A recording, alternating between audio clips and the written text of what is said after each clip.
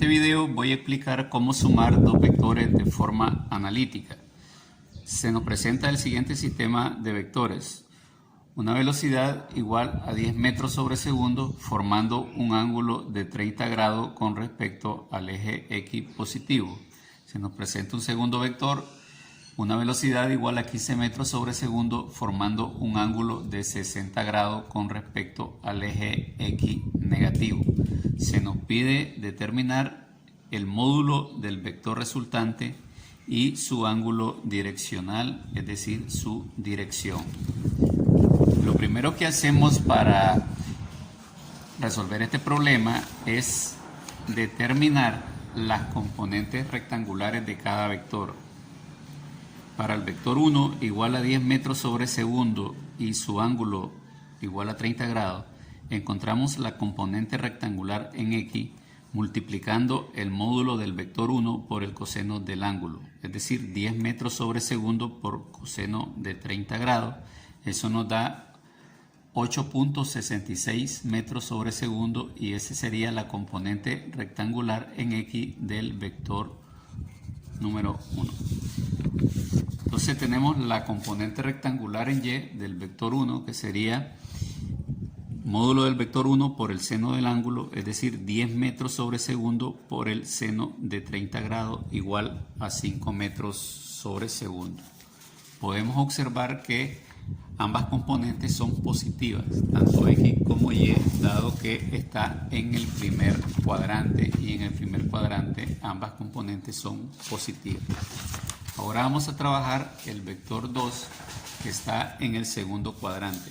Dado que en el segundo cuadrante la componente rectangular en X va a ser negativa, por lo tanto multiplicamos el módulo del vector 2, que sería 15 metros sobre segundo, pero lo ubicamos negativo y lo multiplicamos por el coseno de 60 grados y esto nos daría menos 7.5 metros sobre segundo. Y esta es la componente rectangular en X del segundo vector. Ahora encontramos la componente rectangular en Y del segundo vector y sería 15 metros sobre segundo positivo porque en el segundo cuadrante Y es positivo y lo multiplicamos por el seno de 60 grados y eso nos da 12.99 metros sobre segundo. Como segundo paso tenemos sumar las componentes en X y en Y de ambos vectores.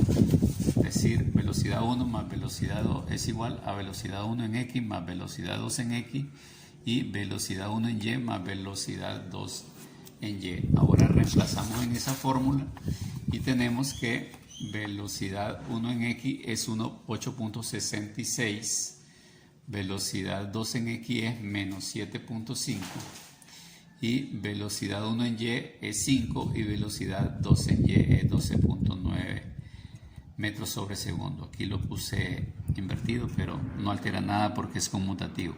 Luego realizamos la suma y aquí 8.66 menos 7.5 me da 1.16 y 12.99 más 5 me da 17.99. Y estas serían las componentes rectangulares del vector resultante.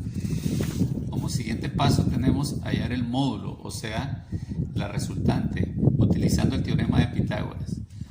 Entonces elevamos 1.16, que es el valor de X al cuadrado, y le sumamos el valor de Y, 17.99 también al cuadrado. Efectuamos la suma y luego extraemos raíz cuadrada. En este caso nos da 325, sacamos raíz cuadrada y nos da 18.02 metros sobre segundo.